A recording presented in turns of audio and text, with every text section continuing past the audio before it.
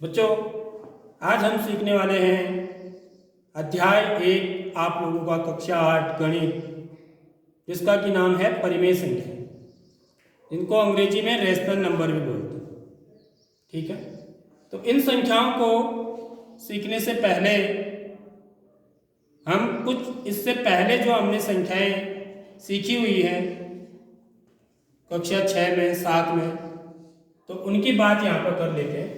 तो सबसे पहले जो संख्याएं होती हैं बच्चों हमारी, क्या बोलते हैं? प्राकृतिक संख्याएं। क्या बोलते हैं? प्राकृतिक संख्याएं। प्राकृतिक संख्याएं किनको बोलते हैं? हम इनको नेचुरल नंबर बोला जाता है, जो 1 से प्रारंभ होती है। ठीक है, वे संख्याएं जो 1 से शुरू होती है, जैसे 1 2 3 4 5 6, कहां तक? अनंत तक। ठीक है, इसके बाद आते हैं हमारी प्राकृतिक संख्याओं के बाद अगली जो टाइप की जो संख्याएं होती हैं उनको हम क्या बोलते हैं? पूर्ण संख्या। क्या बोलते हैं बच्चों? पूर्ण संख्याएं। पूर्ण संख्या, इनको होल नंबर बोलते हैं। क्या बोलते हैं? Whole number. अंग्रेजी में इनको बोलते हैं नेचुरल नंबर। ठीक है, ये कहां से शुरू होती है बच्चों? 0 से। यानी कि प्राकृतिक संख्याओं में यदि आप 0 मिला दो, ठीक है, तो क्या कहलाती है? पूर्ण संख्याएं कहलाती है। प्राकृतिक संख्याओं में 0 मिला दिया हमने, ठीक है, बाकी यही लिखना है, यानी कि बाकी प्राकृतिक संख्याएं ही हैं, 4 5 6 इस प्रकार से। कहां तक? अनंत तक। यानी कि कहां से शुरू होती है ये तो हम बता सकते हैं, लेकिन खत्म कहां होगी ये हम नहीं बता सकते। प्राकृतिक संख्याएं 1 से शुरू होती हैं और पूर्ण संख्याएं 0 से शुरू होती हैं। तो सबसे छोटी प्राकृतिक संख्या क्या है? कोई आपसे पूछेगा सबसे छोटी प्राकृतिक संख्या क्या है? 1। और सबसे छोटी पूर्ण संख्या क्या है? 0 है। ठीक है, उसके बाद जो अगली संख्याएं आती हैं बच्चों उनको बोलते हैं पूर्णांक। क्या बोलते हैं उनको?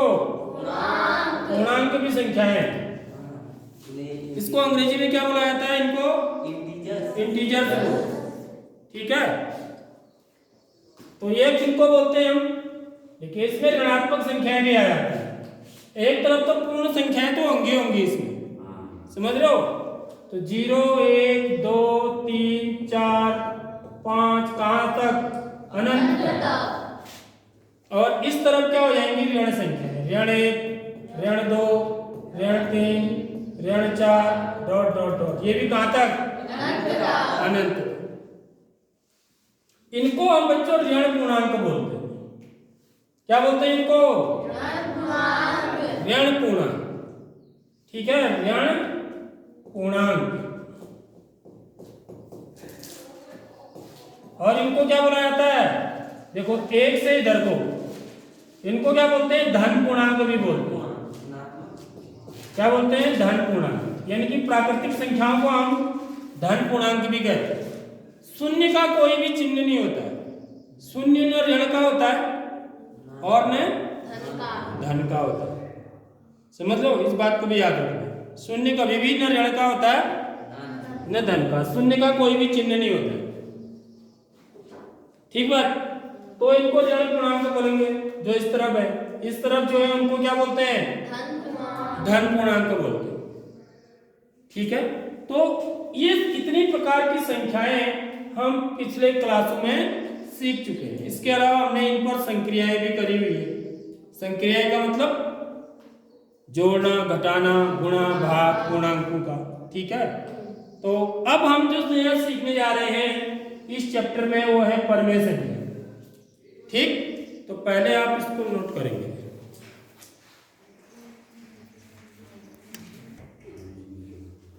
तो अब हम आते हैं परिमेय संख्याओं पर। तो परिमेय संख्याओं को हम परिभाषित करते हैं। ठीक है, कैसे परिभाषित करते हैं? वे संख्याएं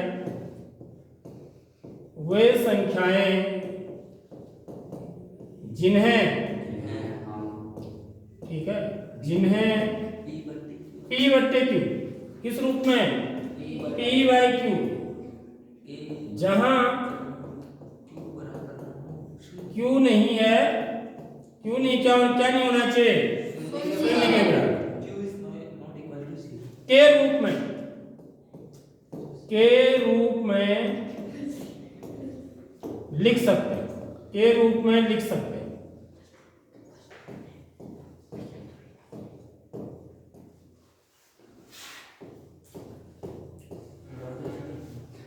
ठीक है, यहाँ पी और क्यू क्या है बच्चों, पी और क्यू क्या है, पी तथा क्यू क्या चीज है, पूर्णांक है, याद रखिए इस बात। पी और क्यू कोई अंग्रेजी के अल्फाबेट खाली नहीं है, ये पूर्णांक है, समझ में आ रही बात, ये याद रखना है, ब्रैकेट में लिख दिया मैंने।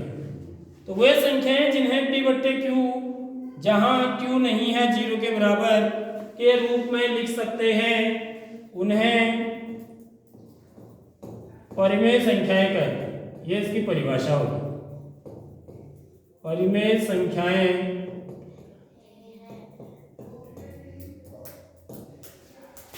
कहते हैं।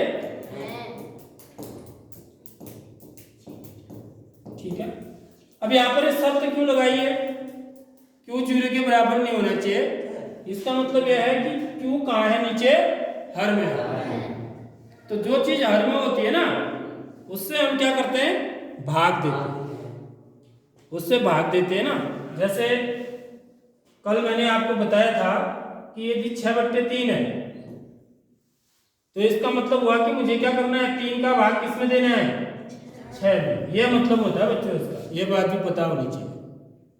तो 3 का भाग 6 में कितनी बार जाएगा, 2 बार, 3 दूनी 6, 0। तो यहाँ पर शर्त नीचे ऐसी ये लगाई हुई है कि नीचे हर 0 नहीं होना चाहिए। यदि 6/0 होगा माना, देखो ये, तो ये परिमेय संख्या नहीं है, यह तो है, क्योंकि इसको मैं फिर बाद में क्या लिख सकता हूँ, काट के 2/1 लिख सकता हूँ ना, 2 लिख सकता हूँ। लेकिन इसका मान हम नहीं निकाल सकते। इसका मान कितना आएगा 6/0 का, हाँ क्या कितना आएगा, 0 6 आएगा। वही बात है, फिर यहीं पर अटकते हैं हम लोग। भाई 6/0 का मान ही कुछ नहीं होता है, याद रख लो। इसलिए तो शर्त है, 6/0 का मान न 0 होता है और न 6 होता है, क्योंकि शून्य का भाग हम 6 में दे ही नहीं सकते, शून्य का भाग हम 6 में दे ही नहीं सकते, याद रख लो इस बात। या दे सकते हैं, कितनी बार जाएगा भाग, चलो तुम बोल रहे हो शून्य बार जाएगा, कोई बच्चा है बोल सकता है कि शून्य से शून्य आएगा, अक्सर बच्चा यही बोलता है जवाब, ठीक है, क्योंकि उसने भाग कभी दिया नहीं होता है शून्य से। हमने 1 से भाग दे रखा है, 2 से दे रखा है, 3 से दे रखा होगा तुमने, शून्य से कभी भाग हमने दिया नहीं है, ज्यादा प्रैक्टिस नहीं करी है ना उस चीज की, तो इसलिए हम यहाँ पर कंफ्यूज हो जाते हैं जरा से। इसलिए इस शर्त का क्या मतलब होता है हमको समझ में नहीं आ पाता। तो इस शर्त का क्या मतलब है, इसको समझना बहुत जरूरी है, क्योंकि यदि हर में शून्य होगा तो मुझे शून्य से भाग देना पड़ेगा। माना आपने बोला कि 0 बार भाग दिख गया, तो 0 0 में क्या होगा, 0, तो घटाएंगे तो शेष कितना आएगा, 6। अब शेष क्या आ रहा है, ज्यादा आ रहा है, इससे देखो जिससे मैं भाग दे रहा हूं उससे ज्यादा आ रहा है ना शेष। यदि ऐसा होता है तो इसका मतलब मेरा भाग गलत होता है, समझ लो। उदाहरण के लिए एक और उदाहरण बताता हूं, ठीक है, एक और उदाहरण बताता हूं। जैसे माना मैंने 2 का भाग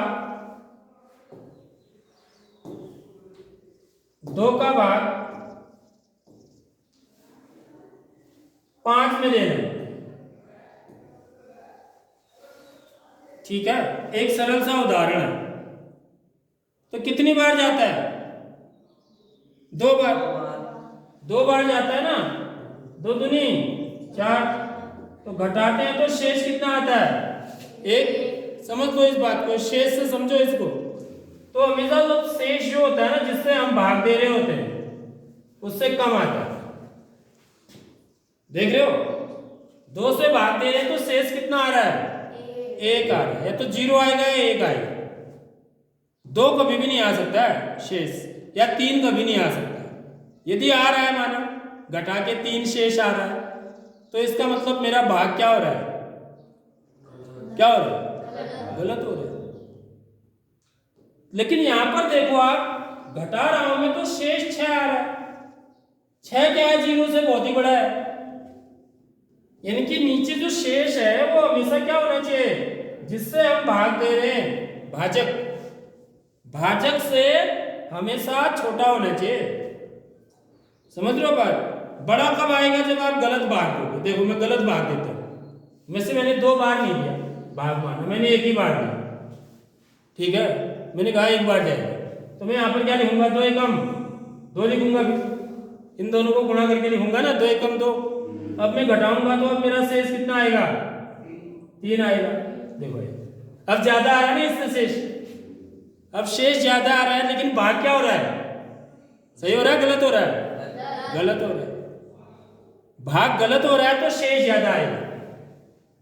इसका मतलब ये भाग गलत है, तभी तो शेष ज्यादा आ रहा है। 0 से 6 आ रहा है ना शेष, तो इसका मतलब ये भाग सही है। यानी कि 0 का भाग 6 में 0 बार जाएगा? नहीं जाएगा। आगे बात समझ में है? तो यही चीज समझाना चाह रहा हूं मैं सबसे पहली बात। समझ में आ रही बात? इसका मतलब है कि 0 का भाग किसी भी संख्या में नहीं जाता है। इस बात को याद रख लो। इसीलिए यह शर्त लिखी गई है यहाँ पर कि Q 0 के बराबर नहीं होना चाहिए, क्योंकि Q क्या है? कहाँ है? हर में है। जो संख्या हर में होगी, और क्या है? पूर्णांक तो है। P और Q क्या है? पूर्णांक ऐसे हैं। समझ में आ रही बात? कुछ भी ले सकते हो आप। मैंने 6 और 3 ले लिया, आप कुछ भी ले सकते हो, कोई भी पूर्णांक। 6 भी पूर्णांक है, 3 भी पूर्णांक है। समझ में आ रही बात? दोनों धनात्मक पूर्णांक है, ऋणात्मक भी हो सकते हैं। समझ रहे हो? पूर्णांक का मतलब ऋणात्मक संख्याएं भी हो सकती हैं। तो हम गणित में 0 से भाग देना नहीं कर सकते, वो परिभाषित ही नहीं है। 0 से भाग देने की कोई परिभाषा नहीं है। 0 से आज तक कोई भाग दे ही नहीं पाया है। इसीलिए शर्त है कि हर 0 नहीं होना चाहिए। मेरी बात आ गई समझ में?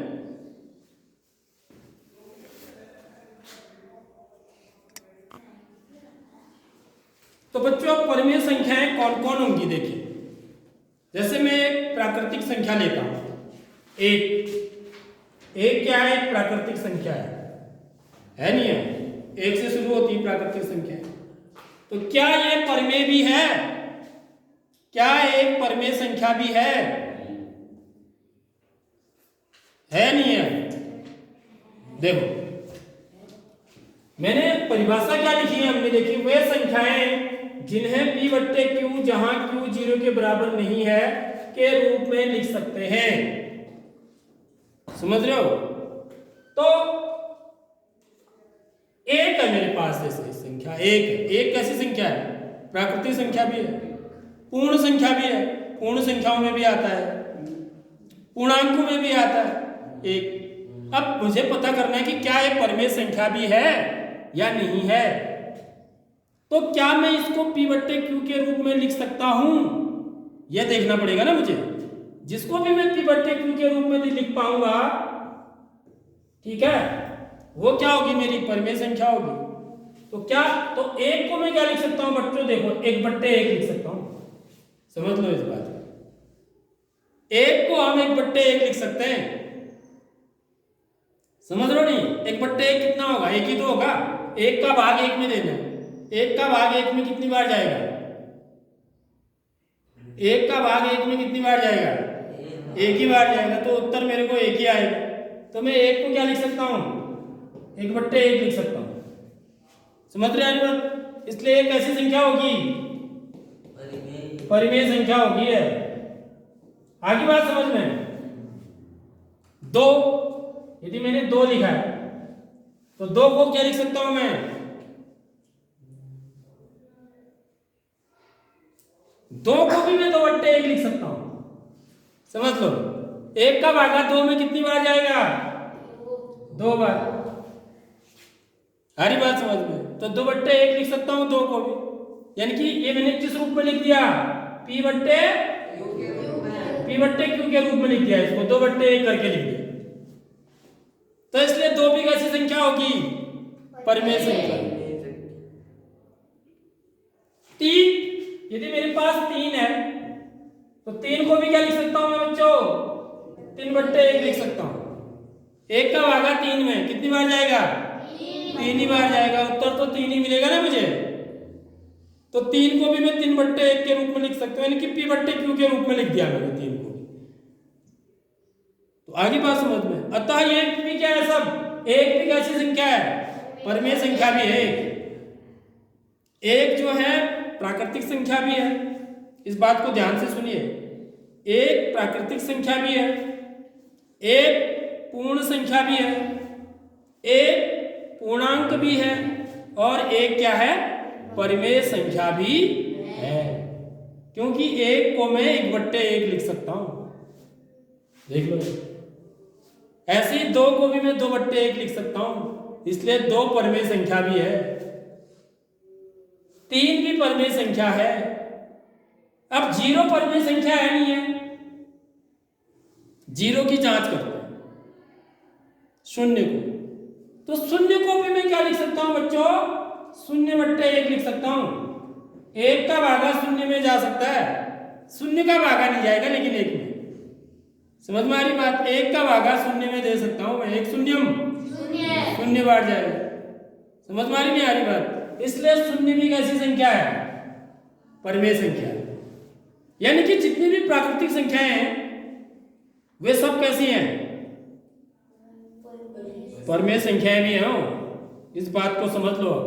जितनी भी प्राकृतिक संख्याएं हैं वे सब परिमेय संख्याएं भी हैं। समझ रहे हो? अब जरा, या जितनी भी पूर्ण संख्याएं, 0 भी आ गया ना, तो पूर्ण संख्याएं भी सारी क्या होगी? परिमेय संख्याएं होगी। अब पूर्णांकों की बात करते हैं। पूर्णांक तो ये तो धन पूर्णांक हो गए, ठीक है, जैसे मैंने 1 2 3 4 लिया, ये तो परिमेय है। अब जरा ऋण वालों की जांच करते हैं। जैसे मेरे पास ऋण 1 है, तो ऋण 1 को भी मैं क्या लिख सकता हूं बच्चों? ऋण 1/1। देखो मैं किसी भी संख्या के हर में 1 लिख सकता हूं, भले वो प्राकृतिक संख्या हो, पूर्ण संख्या हो या पूर्णांक हो। समझ में आ रही बात? उनके नीचे बट्टे में 1 लिख सकता हूं। तो यानी कि पूर्णांक भी कैसी संख्याएं होगी? पूर्णांक भी कैसी संख्याएं हुई? परिमेय संख्याएं हुई। आगे बात समझ में? तो परिमेय संख्याएं थोड़ी नहीं है, बहुत ज्यादा है।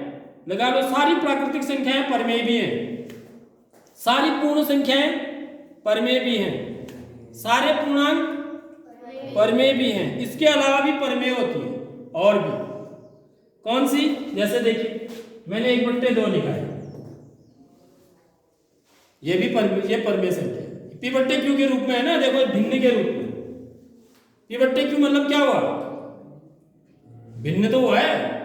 क्या है? भिन्न तो लिखी जाती है इस रूप में, अंश और हर के रूप में। तो 1/2 क्या है? यह भी एक परिमेय संख्या है। ऋण 2/3 है, यह भी क्या है? परिमेय संख्या है। आ रही बात समझ में? यदि मैं 22/60 लिखता हूं, यह भी कैसी संख्या है? परिमेय संख्या।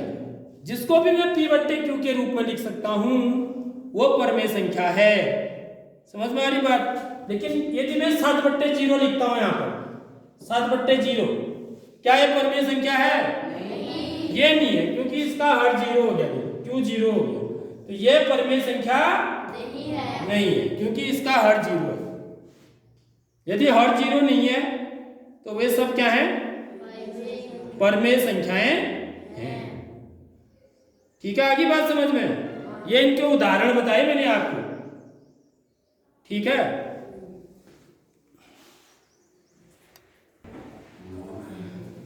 तो बच्चों हमने सीखा क्या चीज? पहली बार सभी प्राकृतिक संख्याएं, सभी प्राकृतिक संख्याएं परिमेय होती हैं। परिमेय होती है। परिमेय संख्याएं होती हैं। परिमेय संख्याएं होती है।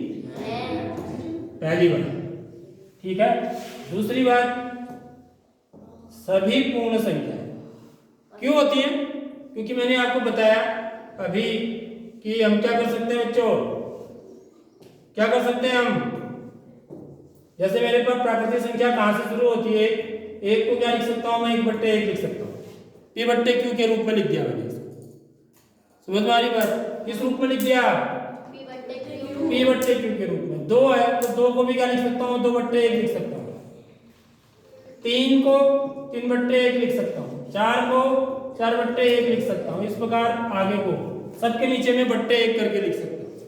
इसलिए सभी प्राकृतिक संख्याएं परमेय संख्याएं होती हैं। दूसरी बात, सभी पूर्ण संख्याएं, सभी पूर्ण संख्याएं परिमेय संख्याएं होती हैं। पूर्ण संख्याओं में 0 भी शामिल हो गया इसके साथ, ठीक है। सभी पूर्ण संख्याएं परिमेय संख्याएं होती है। ठीक है। क्यों? क्योंकि 0 को पूर्ण संख्या में, बाकी तो मैंने ऊपर लिखी दिया 1 2 3 4, पूर्ण संख्याओं में 0 भी हो जाता है शामिल। तो 0 को क्या लिख सकता हूं मैं? 0/1 लिख सकता हूं। समझ में आ रही नहीं आ रही बात? इसको भी मैंने किस रूप में लिख दिया बच्चों? P/Q के रूप में। P/Q के रूप में लिख दिया। तो 0/1 0 ही होता है। 1/0 है तो वो क्या होगा? 1/0 का मान नहीं निकाल सकते, वो परिभाषित होगा। समझ में आ रही बात? वो परिमेय नहीं होगा, क्योंकि 0 कहाँ जाएगा? हर में नहीं आना चाहिए 0, अंशमय हो सकता है। समझ रहे हो बात? तो इसलिए सभी पूर्ण संख्याएं परिमेय संख्याएं होती हैं। तीसरी बात, सभी पूर्णांक परिमेय संख्याएं होती हैं। सभी पूर्णांक, सभी पूर्णांक, सभी पूर्णांक परिमेय संख्याएं होती। पूर्णांक संख्याएं, पूर्णांक क्या है? संख्या है। इसमें कौन सी संख्या आ जाएगी? ये धन पूर्णांक तो हो गए। जो प्राकृतिक संख्याएं होती हैं उनको धन पूर्णांक भी बोलते हैं, ठीक है। तो ऋण वाले आ गए, तो ऋण 1 है, तो ऋण 1 को क्या लिखूंगा मैं? ऋण 1/1 लिख सकता हूं। समझ रहे हो बात? 1 है। ऋण 2 है तो इसको क्या लिख सकता हूं? इसको भी ऋण 2/1 लिख सकता हूं। ऋण 3 है तो ऋण 3 को भी क्या लिख सकता हूं? ऋण 3/1। इस प्रकार से हमने देखा कि सभी पूर्णांक संख्याएं भी क्या होती हैं? परिमेय संख्याएं होती है। तो परिमेय संख्याओं के अंदर प्राकृतिक संख्याएं भी आ जाती हैं, पूर्ण संख्याएं भी आ जाते हैं और पूर्णांक भी आ जाते हैं। उसके अलावा भी और होते हैं परिमेय संख्या इनके अलावा, ठीक है। जो मैंने आपको बताया 1/2, 3/4, ऋण 5/6, इस प्रकार की जो संख्याएं होंगी वो भी क्या होंगी? परिमेय संख्याएं होंगी। यानी कि परिमेय संख्याओं का जो परिवार है वो सबसे बड़ा है। आगे बात समझ में? अभी तक हमने जितनी भी संख्याएं पढ़ी हैं उन संख्याओं में परिमेय संख्याओं का जो परिवार है वो क्या है? सबसे बड़ा है, ठीक है।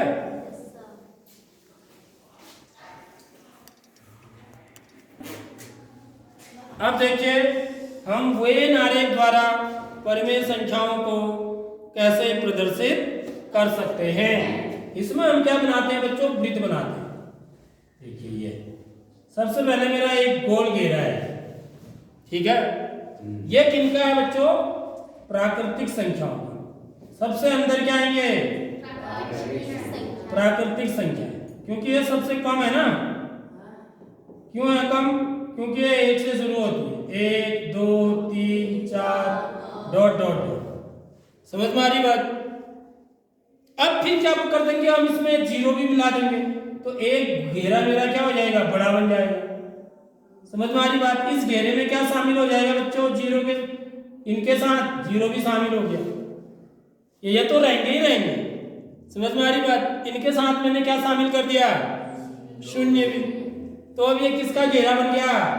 पूर्ण संख्याओं का। इनका